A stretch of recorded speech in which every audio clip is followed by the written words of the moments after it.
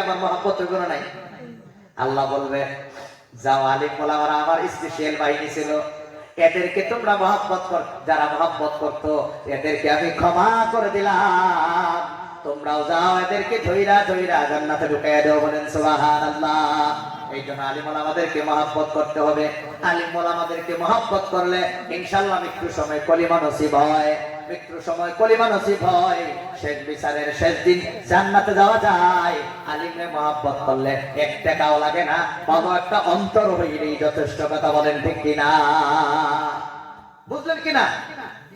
এই জন্য বাবা আমাদেরকে দুনিয়া ছাড়িয়া চলিয়া যাইতে হবে। দুনিয়ার জীবন কতটুকু সংক্ষিপ্ত, কিভাবে আমাদেরকে কবরে রাখতেছে বাবা। তোমার গোনা দিন ফুরাইয়া যাবে, গোনা দিন ফুরাইয়া যাবে, যৌবনে লাগিবি ভাটি, ওই যে দেখো ডাকিতেছে তোমায় কবরের মাটি, ওই যে দেখো ডাকিতেছে তোমায় কবরের মাটি। সন্ধ্যার আগে যেদিন ডুবিবে বেলা, এক পলকে ভেঙ্গে যাবে তোমার রঙেরই মেলা, এক পলকে ভেঙ্গে যাবে তোমার রঙেরই মেলা। কারে দিবা তুমি জোরে ধমক, কার মাথায় বানবা লাঠি, ওই যে দেখো ডাকিতেছে তোমায় কবরের মাটি, ওই যে দেখো ডাকিতেছে তোমায় কবরের মাটি। খবর পেয়ে আসবে তোমার আত্মীয় স্বজন, তোমারই পাশে বৈশা তারা করিবে ক্রন্দন, সাজাইবে তারা তোমায় মনের মতন, সাজাইবে তোমায় মনের মতন, সাজাইবে তোমায় মনেরই মতন, কি যে সুন্দর পরিপাটি, ওই যে দেখো ডাকিতেছে তোমায় কবরের মাটি, ওই যে দেখো ডাকিতেছে তোমায় কবরের মাটি। এই জন্য বাবা 15,000 টাকা দিয়া মাসটা শেষ হইতে হইতে 20,000 টাকা আবার ঘুরায় লয়, এটা হলো একটা পদ্ধতি। বুঝছেন নি? না আরো ভাঙ্গিয়া দিতাম না, ব্যাগ ভাঙ্গিয়া দিলে আমার বিপদ হইব। 15,000 টাকা দিয়া 20,000 টাকা লয়, এটা হলো একটা পদ্ধতি। এটা লোকাল পদ্ধতি না, হাইব্রিড পদ্ধতির দনীয় সিস্টেম।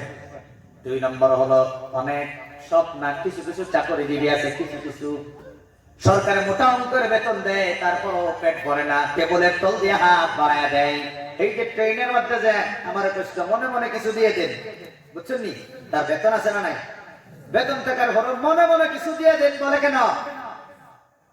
এইভাবে হাত বাড়ায় দেয়, মোট মারিয়া লয় আর পকেটে ঢুকায়। বলেন এটা লোকাল পদ্ধতির ধনী না হাইব্রিড পদ্ধতির ধনী? আরেকটা পদ্ধতি হইলো ওয়ার্ড মেম্বার হইছে, আপনারা বানায় দিচ্ছেন। ধরেন আগে কিছুই ছিল না, 3 বছর পরে কিছুই ছিল না, কথাটা ইতিহাস। এখন নারী গাড়ি মেল ফ্যাক্টরি সব কিছু চালাচ্ছে। একজন সিটেট পাস করে নেওয়ালা একজন মানুষ 10 বছরের চাকরি করে কিছুই করতে পারলো না, কিন্তু একজন ওয়ার্ড মেম্বারে, আপনার ওয়ার্ড মেম্বার বুঝেন তো, ওয়ার্ড মেম্বারে 3 বছর অনেক কিছু করে ফেললো। এখন বলেন একটা ওয়ার্ড মেম্বারের বেতন বেশি না একটা চ্যাট শিক্ষকের বেতন বেশি? একজন শিক্ষকের বেতন বেশি, তারপরেও সে 10 বছরে কিছু করতে পারলো না, কারণ সে লোকাল পদ্ধতিতে চলে। কিন্তু কিছু কিছু মানুষ এরকম আছে, তারা 3 বছরের মধ্যে অনেক কিছু করে ফেলে। এটা কি লোকাল পদ্ধতি না হাইব্রিড পদ্ধতি? হ্যাঁ, হাইব্রিড পদ্ধতি। হাইব্রিডের কারণে একটা রেজাল্টটা কই, এই হাইব্রিডাইজেশনের কারণে বর্তমান বলেন ক্যান্সার হসপিটাল কমতেছে না বাড়তেছে, ব্লাড প্রেসার কমতেছে না বাড়তেছে, সুগার কমতেছে না বাড়তেছে? স্ট্রোক বাড়তেছে না কমতেছে? সব বাড়তেছে। এই জন্য হাইব্রিড পদ্ধতি, কলা গাছ হাইব্রিড পদ্ধতিতে বড় হয়, তুফান আসলে সবার আগে তার কোমরটা ভেঙে ফেলে। আর সেগুন গাছ লোকাল পদ্ধতিতে বড় হয়, তুফান আসলে তারা দেখাইতেও পারে না। কথা বলে ঠিক কিনা? কিন্তু এই দুনিয়ার মধ্যে যারা হালাল পদ্ধতিতে, লোকাল পদ্ধতিতে জীবন যাপন করবে কষ্ট করে হলেও, তাদেরকে আল্লাহ তাআলা জান্নাত হবে তাদের ঠিকানা। বলেন না সুবহানাল্লাহ। আর হাইব্রিড পদ্ধতিতে দরিহুমার পদ্ধতি যারা গ্রহণ করে আর করবে, তাদের আজরাইল আসিয়া কোমরটা ভেঙে দিবে। এই ভাঙ্গা কোমর লইয়া আর সোজা হওয়ার কোনো সুযোগ নাই, কবরেও নাই, হাসরেও নাই, ফুলসিরাতও নাই। জাহান্নামে আগুনের সেক দিয়া সেক দেওয়া, বুঝেন? সেক দিয়া দিয়ে আল্লাহ কোমর সোজা করবে, বুঝলেন কিনা? তবে আমার এটা টপিক না। আমি বলতেছিলাম হাইব্রিড নারিকেলের গাছ লাগাইছি, এখন নারিকেল অনেক ধরছে গাছ। যেদিন এই গাছের মধ্যে নারিকেল ধরছে, ওই দিনই লগে লগে আমার শরীরের পটাশিয়ামের অভাব দূর হয়ে আমার বেমার ভালো হয়ে গেছে। কথা বলেন ঠিক কিনা? কথা বলেন ঠিক কিনা? ঠিক যে বললেন। মনোযোগ আছে আপনাদের? কার কার মনোযোগ আছে? আন্দোলন তো দেখি। আচ্ছা, অনেকই চালাক এখানে। বাবা, আপনারা যারা যারা ঠিক বললেন তাদের কাছে আমার প্রশ্ন, গাছ লাগাইছি, নারিকেল ধরছে, এখান থেকে কোন সময় কোন রাস্তা দিয়ে উঠিয়া গেলাম, কোন সময় গাছে উঠলাম, কোন সময় নারিকেল পারলাম, কোন সময় কাটলাম, কোন সময় পানি বাহির করলাম, কোন সময় ভিতরে ঢুকাইলাম কোক্কা?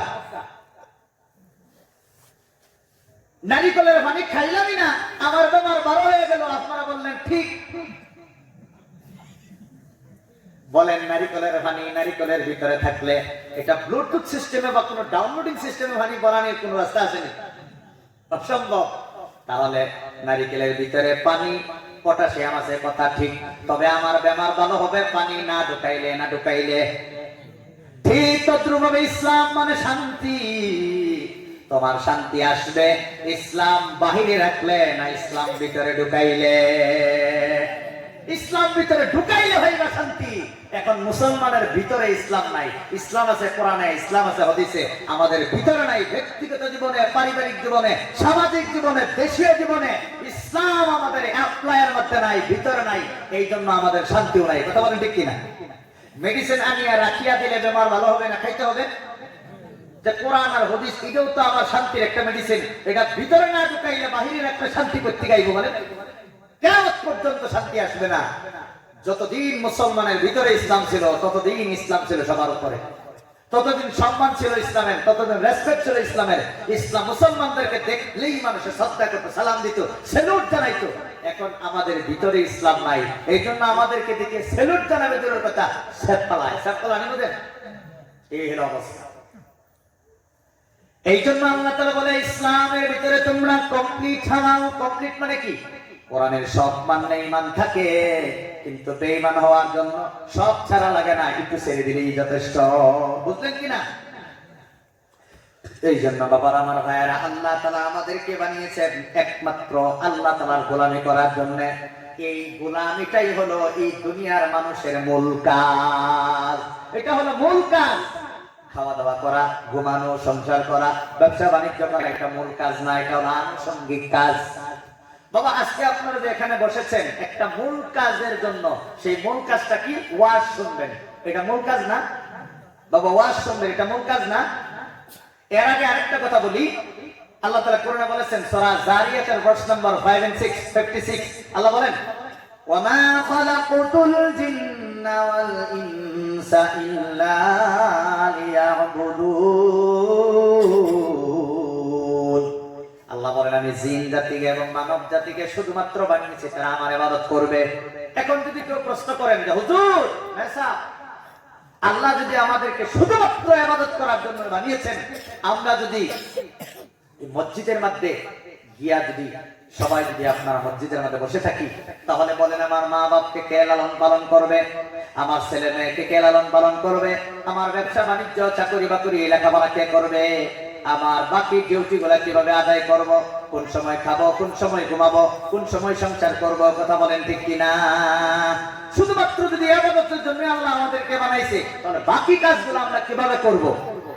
এটা প্রশ্ন একই না? মনে অন্তরে প্রশ্ন একই না? এখন এই উত্তর আমি আপনাদেরকে দিব, তবে এইটা বুঝতে হবে। আপনারা আজকে এসেছেন ওয়াজ শোনার জন্য, তাহলে মাইক আনলেন কেন? মাইকের নাম তো ওয়াজ না। প্যান্ডেল বানাইলেন কেন? প্যান্ডেলের নাম তো ওয়াজ না। স্টেজ বানাইলেন কেন? স্টেজের নাম তো ওয়াজ না। চেয়ার আনলেন কেন? চেয়ারের নাম তো ওয়াজ না। আপনার পানি আনলেন কেন? পানির নাম তো ওয়াজ না। বাবা লাইটিং করলেন কেন? লাইটিং এর নাম তো ওয়াজ না। পোস্টার বানাইলেন কেন? পোস্টারের নাম তো ওয়াজ না। জেনারেটর আনলেন কেন? জেনারেটরের নাম তো ওয়াজ না। বিছনা বিছাইলেন কেন? বিছনার নাম তো ওয়াজ না। কথা বলেন ঠিক কিনা? তাহলে এই বাকিগুলা করলেন কেন? উত্তর কি? উত্তর একটাই, হুজুর আসছি ওয়াজ শোনার জন্য, কিন্তু মাইক দিয়েছি ওয়াজের সুবিধার জন্য। মূল কাজ ওয়াজ, মূল কাজের হেল্পের জন্য, সহায়ের জন্য মাইক দিয়েছি, প্যান্ডেল বানিয়েছি, স্টেজ বানিয়েছি, বক্স এনেছি, আপনার পোস্টার বানিয়েছি, বাকি সব কিছু করেছি আসল কাজটা সম্পাদন করার জন্য। যা যা সহায়ক হয় সবগুলা সহায়ক হিসাবে আমরা দিয়েছি একটা মূল কাজ সম্পাদন করার জন্য, দ্যাট ইজ ওয়াজ। এটা হলো ওয়াজ, ঠিক না? এখন বাবা ওয়াজ যদি হয়, বক্তা যদি আসে, ওয়াজ যদি হয়, তাহলে মাইকের কারণে কমিটি যে টাকাটা খরচ করবে এটা বেকার হবে না কাজে লাগবে? ওয়াজ হইলে প্যান্ডেল বানানো বেকার যাবে না কাজে লাগবে? ওয়াজ হইলে স্টেজ বানানো বেকার যাবে না কাজে লাগবে? আর যদি বক্তা না আসে, ওয়াজ যদি না হয়, তাহলে মাইক আনা কয় পয়সার কাজে লাগবে? প্যান্ডেল বানানো কয় পয়সার কাজে লাগবে? স্টেজ বানানো কয় পয়সার কাজে লাগবে? এই লাইটিং করার কয় পয়সার কাজে লাগবে? তাহলে বুঝেন, মূল কাজ হইলে বাকি সব কাজ মূল কাজের সাথে অ্যাটাচ হইয়া কাজে লাগিয়া যায়। মূল কাজ না হইলে বাকি সব বেকার হইয়া যায়। বুঝলেন কিনা? তাহলে ওয়াজ দুই ধরনের, একটা হলো ডাইরেক্ট ওয়াজ আর একটা হলো ইনডাইরেক্ট ওয়াজ। ডাইরেক্ট ওয়াজ হইলো বক্তা যা কথা বলে এটা হলো ডাইরেক্ট ওয়াজ, মাইক প্যান্ডেল স্টেজ এটা হলো ইনডাইরেক্ট ওয়াজ। ডাইরেক্ট ওয়াজ হইলে ইনডাইরেক্ট জিনিসগুলো ওয়াজের মধ্যে শামিল হইয়া সবটারে আমরা ওয়াজ বলি। কথা বলেন ঠিক কিনা? ঠিক তো বলবো না। আল্লাহ তাআলা আমাদেরকে বানিয়েছেন ইবাদত করার জন্য, এটা হলো মূল কাজ। তাহলে খাওয়া দাওয়া করা লাগে কেন? উত্তর একটাই, ইবাদতের সুবিধার জন্য খাওয়া দাওয়া করতে হয়। বিশ্বাস না হইলে স্যার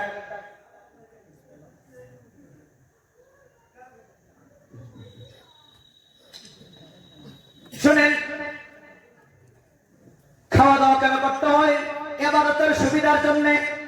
যদি বিশ্বাস যদি না হয়, তাহলে 5 দিন 4-5 দিন খানা বন্ধ করে দেখেন, নামাজের মধ্যে দাঁড়াইতে পারবেন না উস্তাকায়া করবেন? তাহলে কি বোঝা গেল? খাওয়া দাওয়া করি ইবাদতের সুবিধার জন্য। খাওয়া দাওয়ার নাম ইবাদত না, ইবাদতের সুবিধার জন্যই খাই। তাহলে ওয়াজ হইলে মাইক কাজে লাগে, তাহলে আমার ইবাদত থাকলে খাওয়াটাও কাজে লাগবে। আর ইবাদত না থাকলে যা খাইবো তার কারণে কিয়ামতের দিনে আমার হিসাব দিতে হবে। ওয়াজ যদি না হয়, তাহলে কমিটিয়ে মাইক আনার কারণে, প্যান্ডেল বানানোর কারণে, স্টেজ বানানোর কারণে যাদের কাছ থেকে চাঁদা করেছিলেন, তারা আপনাদের কমিটিকে ছাড়বে না ধরবে? বলবে ওয়াজ শোনানোর জন্য চাঁদা করছো, ওয়াজ না শোনায়া বেকার প্যান্ডেল বানায়া পয়সা নষ্ট করছো কেন, পয়সাটা ঘুরাইয়া দাও। বলবে না? নাই? আমার আল্লাহ কইবে তোরে বানাইছিলাম আমি ইবাদত করার জন্য, ইবাদত না করিয়া খালি খাওয়া দাওয়া করছিলি কেন, আজকে হিসাব দে। তাহলে আমার ঘুমানো লাগে কেন? ইবাদতের সুবিধার জন্যই। বিশ্বাস না হইলে 3 দিন ঘুম বন্ধ করে দেখেন, ফজর নামাজে দাঁড়াইলে আপনার আল্লাহর নূর দেখবেন না সরিষার ফুল ভাসবে চোখে? তাহলে ঘুমান লাগে কেন? ইবাদতের সুবিধার জন্য। ও বাবা, ব্যবসা বাণিজ্য খেতি বাতি চাকরি বাকরি করা লাগে কেন? এক কথাই, ইবাদতের সুবিধার জন্য। আপনারা বলেন, হজ গরিব মানুষে করে না ধনী মানুষে করে? তাহলে চাকরি বাকরি ক্ষেত কৃষি ব্যবসা বাণিজ্য না করলে হজ করবেন কিভাবে? হজ তো ইবাদত। এই ইবাদতের জন্যই খেতি বাতি করি, কাজ করি, মানে ব্যবসা বাণিজ্য করি। কথা বলেন ঠিক কিনা?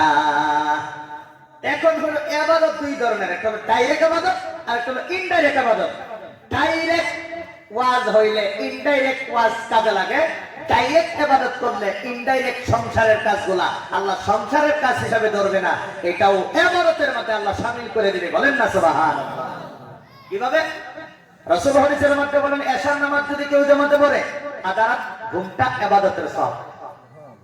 ফজর নামাজ কেউ যদি জামাতের মধ্যে পড়ে, তাহলে সারা রাতের শান্তির ঘুম থাকে না, ইবাদত হইয়া যায়। তাহলে বলেন, রাতের ঘুম এটা অশান্তির জিনিস না শান্তির জিনিস?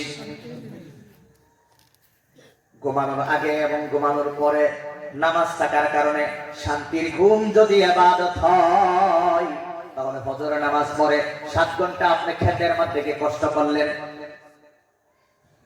তাহলে আপনারা বলেন জোহরের নামাজটা যদি আপনি পড়ে ফেলেন, তাহলে শান্তির ঘুম যদি ইবাদত হয়, তাহলে কষ্টের কাজ আর বড় ইবাদত হবে কিনা? বলেন বড় ইবাদত হবে কিনা?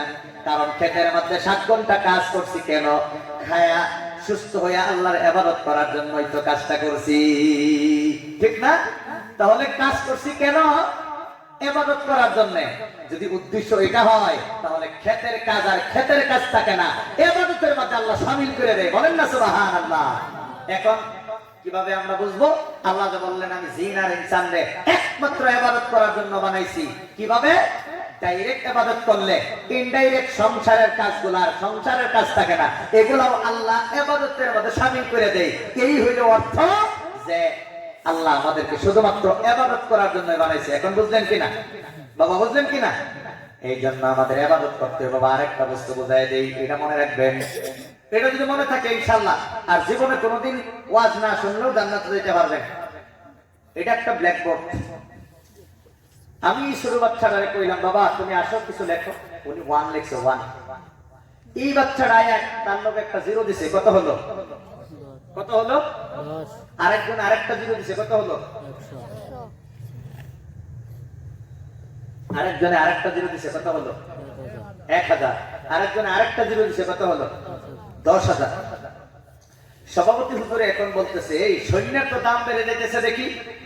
উনি আসিয়া কি করছে? একটারে মুছে ফেলছে। এখন বলেন 10,000-এর থেকে 1 মুছে ফেলার কারণে 9,999 রয়ে গেল না? কত হয়েছে? কত হয়েছে? গোড়ার ডিম। কত হয়েছে? গোড়ার ডিম। ঠিক তদ্রুপভাবে বাবা নামাজ হলো তোমার জীবনের 1। নামাজ পড়িয়া ড্রাইভিং করলে একটা 0 হইবা 10, নামাজ পড়িয়া খেতে গেলে আরেকটা 0 হইবা 100, নামাজ পড়িয়া লেখাপড়া করলে আরেকটা 0 হইবা 1000, নামাজ পড়িয়া মা বোনের রান্না বাড়া করলে আরেকটা 0 হইবে 10,000, নামাজ পড়িয়া তুমি মানুষের সহায় করলে আরেকটা শূন্য হইবা 1 লাখ। এখন বলেন আপনার সংসারের কাজগুলা সওয়াবে পরিণত হবে 1 থাকলে না থাকলে? 1 থাকলে। অনেক মানুষ কয় হুজুর আমি নামাজ না পড়লে কি হবো, আমার ঈমান ঠিক আছে, আছে ঘোড়ার ডিম আছে। 1 নাই তোমার, 1 নাই, যা করতেছে সব বেকার। এইটা খালি মনে রাখবেন যে আমি 5 ওয়াক্ত নামাজ পড়িয়া যা করব সব লাভ, নামাজ না পড়িয়া যা করব সব লস, বিগ 0 হবে। এটাই হলো সিস্টেম। পৃথিবীর সব কিছু আল্লাহ তাআলা আমাদের জন্য বানিয়েছেন আর আমাদেরকে আল্লাহ তাআলা আল্লাহর জন্য বানিয়েছেন। বাবারা জান্নাতে কে কে যাইতেছেন হাত ওঠান। মাশাআল্লাহ। জান্নাতে যাওয়ার রাস্তা হলো টোটাল 4টা। বলেন কয়টা? 4টা। জান্নাতে যাওয়ার রাস্তা 4টা। সেই রাস্তাগুলো আজকে সময় নাই, মাত্র 10 মিনিট সময় আছে আমার। শর্টকাট বোঝায় দেই। এই জান্নাতে যাওয়া 4টি রাস্তা বয়ান করলে অন্তত পক্ষে উদাহরণ দিয়ে বয়ান করলে 1-1.5 ঘন্টা 2 ঘন্টা সময় লাগে, কিন্তু শর্টকাট বলে দেই। আল্লাহ রাসূল বলেন কোন আলিমা না আলিম হও জান্নাতে যাইতে পারবা। কেন? আলিম হইলে আল্লাহর কোরআন পড়বে। কোরআনের প্রায় 2000 আয়াতের মধ্যে আল্লাহ নিজের পরিচয় নিজে দিয়েছেন, তাযকির বি আয়াতিল্লাহ। আল্লাহর পরিচয় কোরআন ছাড়া কোনো কিতাবে পাওয়া যায় না। বলেন যার সাথে যার যত পরিচয় হয় বন্ধুত্ব কম হয় না গভীর হয়? কোরআন আলিম ওলামারা বেশি বেশি পড়ে, পড়ার কারণে আল্লাহর সাথে গভীর বন্ধুত্ব হয়। বন্ধু বেশি খুব সিরিয়াস ক্লোজ ফ্রেন্ড হইলে, ক্লোজ বন্ধু যদি কেউ হয় তাহলে বন্ধুর কথা মানতে খারাপ লাগে না ভালো লাগে? আল্লাহর সাথে যার বন্ধুত্ব যত বেশি হবে তত আল্লাহর কথা মানতে তত মজা লাগবে। এই জন্য আল্লাহর ওলি যারা তারা আল্লাহর কথা মানে তত বেশি। কথা বলেন ঠিক কিনা? আর একটা জিনিস আলিম হলে আর একটা জিনিস হয়, আল্লাহর কোরআন পড়লে আল্লাহ যে বড় দয়ালু এটাও বুঝে, আল্লাহ শাস্তি দেয় যে বড় কঠোর এটাও বুঝে। গুনাহ করার মজা কম, সাজা কিন্তু অনেক বেশি। এই যে অনেক বেশি সাজার কারণে বান্দা আল্লাহর ডরে গুনাহ ছাড়ে। একদিকে আল্লাহর মহব্বতে ইবাদত করে, আরেকদিকে আল্লাহর ডরে গুনাহ ছাড়ে। এই দুইটা গুণ কোরআন বললেই আসে। এই কোরআনের যারা এক্সপার্ট তাদেরকে আলিম বলা হয়। এই জন্য আলিম হলে জান্নাতে যেতে পারে। মানে কি? আল্লাহর মহব্বতে ইবাদত করে, আল্লাহর ডরে গুনাহ ছাড়ে, এই দুইটা গুণ ওই দুইটা জান্নাতে যাইবে। কথা বলেন ঠিক কিনা? গুনাহ নাই, ইবাদত আছে, এই মানুষটা তো জান্নাতে যাবে। 2 নম্বর হলো আও মুতাআল্লিমান, আলিম হতে না পারলো আলিমের ছাত্র হও, তাহলে তোমরা জান্নাতে যাইতে পারবা। কিভাবে? একটা আলিম মাদ্রাসা পড়তে হইলে কমসে কম 15-16 বছর পড়তে হয়। 15-16 বছরে পড়িয়া যেটা শিখে, কি শিখে? জাহান্নাম থেকে বাঁচা, জান্নাতে যাওয়ার রাস্তা শিখে। এইটা মাত্র 1 ঘন্টার মধ্যে আপনাদেরকে আয়া পোলাও বিরিয়ানি বানায়া ভিতরে ঢুকাইয়া দেয়। আলিম ওলামার সময় লাগে এইটা শিখতে, জান্নাতে যাওয়ার জাহান্নাম থেকে বাঁচার শিখতে সময় লাগে আলিমের 15-16 বছর। এই 15-16 বছরের শিক্ষা ওয়াজের মাহফিলে 1 ঘন্টাতে আপনাদেরকে শিখাইয়া দেয়। এই জন্য আলিমের ছাত্র হইলেও এই তারা জান্নাতে যাইতে পারে। বলেন না সুবহানাল্লাহ। সেন্ট্রাল থিম সিনপসিস, আমরা রিসার্চ করতেছি, রিসার্চের মধ্যে রিসার্চ টপিক লেখার আগে, থিসিস লেখার আগে একটা সিনপসিস লিখতে হয়। সিনপসিস, সিনপসিস মানে কি? একটা সামারি। আপনি যে রিসার্চ করবেন, গবেষণা করবেন, তার সামারি কি, কি করতে চান, কোন বিষয়ে আপনি গবেষণা করতে চান, তার একবারে সিনপসিস। গোটা মাদ্রাসা শিক্ষার সিনপসিসটা 1-1.5 ঘন্টা ওয়াজের মধ্যে একজন হুজুরে সাধারণ মানুষের বুঝাইয়া দেয়। এইভাবে তারা জান্নাতে যাইতে পারে। 3 নম্বর হলো যারা আলিমের ছাত্র হতে না পারে, আও মুস্তামিয়ান, আলিমের কথা মতে যারা সংসারের কাজ এবং ধর্মের কাজ যারা করে, তারাও জান্নাতে যাবে। বলেন সুবহানাল্লাহ। 4 নম্বর হলো মুহিব্বান, আলিমরে মহব্বত করো, জান্নাতে যাইতে পারবা। আলিমরে মহব্বত করলে জান্নাতে যাওয়া যায়। এখন প্রশ্ন হলো আলিমরে মহব্বত করলে কয় টাকা লাগে আর করলে কি হয়? শুনবেন নি? কিয়ামতের দিন আলিম ওলামাদেরকে আল্লাহ বলবে একটা জায়গায় তোমরা খাড়া হও। খাড়া হওয়ার পরে আল্লাহ বলবে যে তোমরা দুনিয়ার মধ্যে আলিম হওয়ার সুযোগ দিয়েছিলাম জাহান্নামে পড়ার জন্য নয়, তোমরা জান্নাতে চলে যাও। বলেন সরকারি চাকরিয়ালদেরকে সরকারে আদর করে কিনা? বেতনও দেয়, রিটায়ার হয়ে গেলে পেনশনও দেয়, দেখি দেয় না? আলিম ওলামা যারা, তারা হলো আল্লাহর চাকর, এরা হলো আল্লাহর স্পেশাল বাহিনী, স্পেশাল ফোর্স। কিয়ামতের দিন আল্লাহ তাআলা বলবে আমার ডিউটি তোমরা পালন করছো দুনিয়াতে, এখন আর কষ্ট নাই, জাহান্নামে যাওয়ার জন্য এই ডিউটি আমি দিতাম না, ডিউটি পালন করছো, যাও জান্নাতে। জান্নাতে যাওয়ার সময় তারা যখন যাইতে থাকবে, উনাদেরকে যারা যারা মহব্বত করতো আল্লাহ তাআলা তাদেরকে দেখাইয়া দিবে, তাদেরকে দেখাইয়া দিবে। তারা গিয়ে ধরবে, বলবে হুজুর আপনার জান্নাতে আপনি যান, আমাদের একটা কথা শুনিয়া যান। কি কথা বলো? তখন বলবে হুজুর আমরা আপনাকে মহব্বত করতাম। আলিম বলবে আজকে প্রমাণ ছাড়া আল্লাহ মানবে না, কি মহব্বত করতে বলো? নবীজি বলেন যে এই সময় একজন মানুষ বলবে হুজুর আমি আপনাকে 1 গ্লাস পানি খাওয়াইছিলাম। বলেন নিজের টিউবওয়েল থেকে, কুয়া থেকে 1 গ্লাস পানি খাওয়াইলে কয় লাখ টাকা খরচ হয়? 1 টাকা খরচ হয় না। আরেকজন বলবে হুজুর আমি আপনার ঘরে 1 বদনা ওযুর পানি দিয়েছিলাম আপনাকে ওযু করার জন্য। আমি আজকে যে ভাইয়ের বাড়িতে মেহমান হইলাম, এই ভাইয়ের বাড়িতে বলেন 1 গ্লাস শুধু পানি খাইছি না ভাতও খাইছি, ইলিশ মাছ দিয়ে বেটা খাওয়াইছি, হ্যাঁ আরো কত কিছু খাওয়াইছে বাবা। এটা কি দুশমনী না মহব্বত? হ্যাঁ মহব্বত। আপনারা ঠান্ডাত বসে আমাদেরকে চেয়ারে বসায় রাখলেন, এটা মহব্বত না দুশমনী? মহব্বত বাবা। আমাদেরকে আজকে এয়ারপোর্ট থেকে যে গাড়ি দিয়ে আনাইলেন, এটা কি দুশমনী না মহব্বত? ফ্লাইটের টিকিটটা যে আপনারা করে দিলেন, এটা দুশমনী না মহব্বত? বাবা শোনেন, 1 গ্লাস পানি খাওয়াইছি, এক বদনা ওযুর পানি দিছি। আমার আল্লাহ জিজ্ঞাসা করবে এই আলিম তারা কি বলে? তখন আলিম আল্লাহর কাছে সাক্ষী দিবে, আল্লাহ তারা আমাদেরকে মহব্বত করে। আল্লাহ বলবে এরা জাহান্নামী, জাহান্নামে যাওয়ার জন্য অর্ডার দিয়েছি। এই জন্য যেহেতু তোমরা সাক্ষী দিতেছ, তারা তোমাদেরকে মহব্বত করত। বলেন আমার দুষ্টের যদি কেউ মহব্বত করে, তার দিকে আমার মহব্বত কোনো নাই? আল্লাহ বলবে যাও আলিম ওলামারা আমার স্পেশাল বাহিনী ছিল, এদেরকে তোমরা মহব্বত কর, যারা মহব্বত করতো এদেরকে আমি ক্ষমা করে দিলাম, তোমরাও যাও এদেরকে ধইরা ধইরা জান্নাতে ঢুকাইয়া দাও। বলেন সুবহানাল্লাহ। এই জন্য আলিম ওলামাদেরকে মহব্বত করতে হবে। আলিম ওলামাদেরকে মহব্বত করলে ইনশাআল্লাহ মৃত্যুর সময় কলিমা নসিব হয়, মৃত্যুর সময় কলিমা নসিব হয়, শেষ বিচারের শেষ দিন জান্নাতে যাওয়া যায়। আলিমে মহব্বত করলে 1 টাকাও লাগে না, বড় একটা অন্তর হইলেই যথেষ্ট। কথা বলেন ঠিক কিনা? বুঝলেন কিনা? এই জন্য বাবা আমাদেরকে দুনিয়া ছাড়িয়া চলিয়া যাইতে হবে। কবর সামনে, আমাদের কবরে আমাদেরকে ডাকতেছে। শুনেন একটা গজল কই, শুনেন। আমার টাইম শেষ, এখন প্রধানমন্ত্রীতে আমার লগে লগে আমি ছেড়ে দিব বাবা। একটা গজল কই এখানে ইনশাআল্লাহ ছেড়ে দিব। দুনিয়ার জীবন কতটুকু সংক্ষিপ্ত, কিভাবে আমাদেরকে কবরে ডাকতেছে বাবা।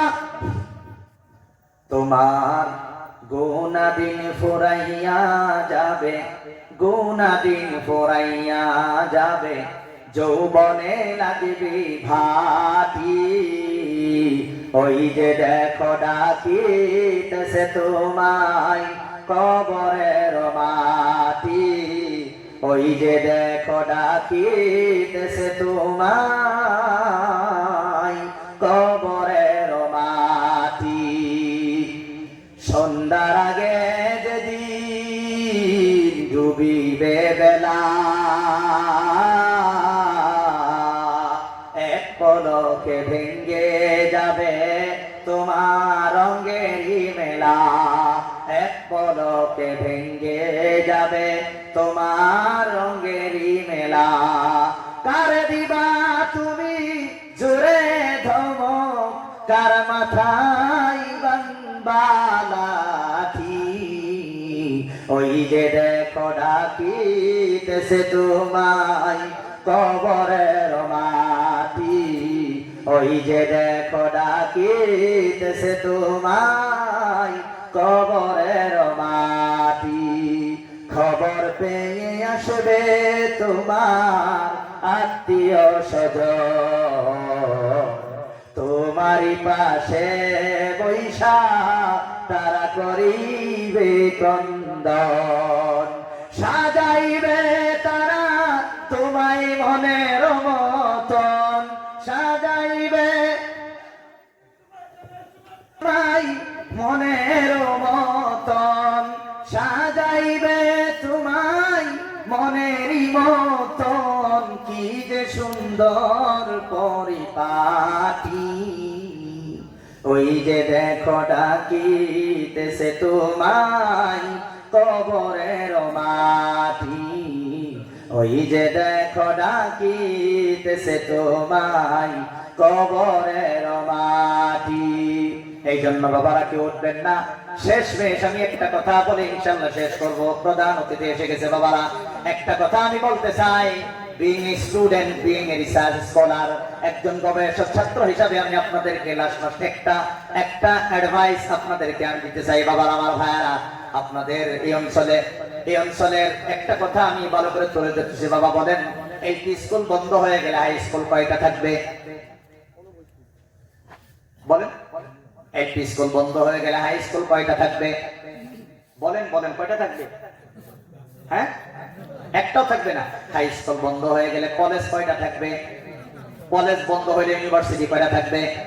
এখন বলেন, ইউনিভার্সিটি আগে না কলেজ আগে? বলেন, কলেজ আগে না হাই স্কুল আগে? হাই স্কুল আগে না এলপি স্কুল আগে? বলেন, এলপি স্কুল বন্ধ হয়ে গেলে হাই স্কুলে ছোট ছোট তালা লাগবে না বড় বড় তালা লাগবে? হ্যাঁ, বড় বড় তালা লাগবে না? হাই স্কুল বন্ধ, এলপি স্কুল বন্ধ হয়ে গেলে হাই স্কুলে একজন ছাত্র পাবে না, স্কুল বন্ধ হয়ে যাবে। এখন আপনারা বলেন, মসজিদ আগে না মাদ্রাসা আগে? হ্যাঁ, কিন্তু বর্তমান আমরা দেখি মসজিদ বিল্ডিং এর উপর বিল্ডিং হয়, নন এসি মসজিদ এসি হয়, নন টাইলস মসজিদ টাইলস হয়, আপনার নন কালার মসজিদ কালারেবল হয়। কিন্তু মাদ্রাসার সুবাহি মক্তবের এই দরজা দিয়া কুট্টা হামায়, ওই দরজা দিয়া বাহির হয়। কথা বলেন ঠিক কিনা? এই জন্যই তো ফজরের টাইমে ইমাম আর মুয়াজ্জিন ছাড়া আর কেউ নাই। মসজিদ টিকবে না যদি মাদ্রাসা না টিকে। কথা বুঝলেন কিনা? মাদ্রাসা যদি বন্ধ হয়ে যায় তাহলে একজন আলিম আসবে না। একজন আলিম যদি না আসে তাহলে একটা মসজিদে ইমামতি চলবে না। মানুষ মারা গেলে একটা মানুষের জানাজা হবে না। বিয়া শাদী একটাও পড়াইয়া দিবে না। বিয়া শাদী ছাড়াই সন্তান জন্ম হবে। কথা বলেন ঠিক কিনা? এই জন্য মাদ্রাসা যদি আপনাদের এলাকায় আছে তাহলে মাদ্রাসাকে ডেভেলপ করেন, সুবাহি মক্তবকে স্ট্রং করেন, মসজিদি পড়াকে স্ট্রং করেন। আদারওয়াইজ দুনিয়ার বেশি দিন টিকবে না। আল্লাহ রাসূল বলেছেন, যতদিন পর্যন্ত আল্লাহ আল্লাহ দুনিয়া থাকবে, একজন বান্দা আল্লাহ আল্লাহ বলনেওয়ালা থাকবে, ততদিন পর্যন্ত দুনিয়া ধ্বংস হবে না। আপনারা বলেন, আল্লাহ আল্লাহ শিক্ষা দেওয়া হয় স্কুলে না মাদ্রাসায়? তাহলে মাদ্রাসা বন্ধ হলে সব বন্ধ হবে। এই জন্য একটা কথা আমি অনুরোধ জানাই, কোরআনের ফার্স্ট কথা এবং লাস্ট কথা, কোরআনের প্রথম কথা হলো শিক্ষা। আপনারা বলেন, নামাজ আগে না ওযু আগে? ওযু আগে না ওযুর পদ্ধতি আগে?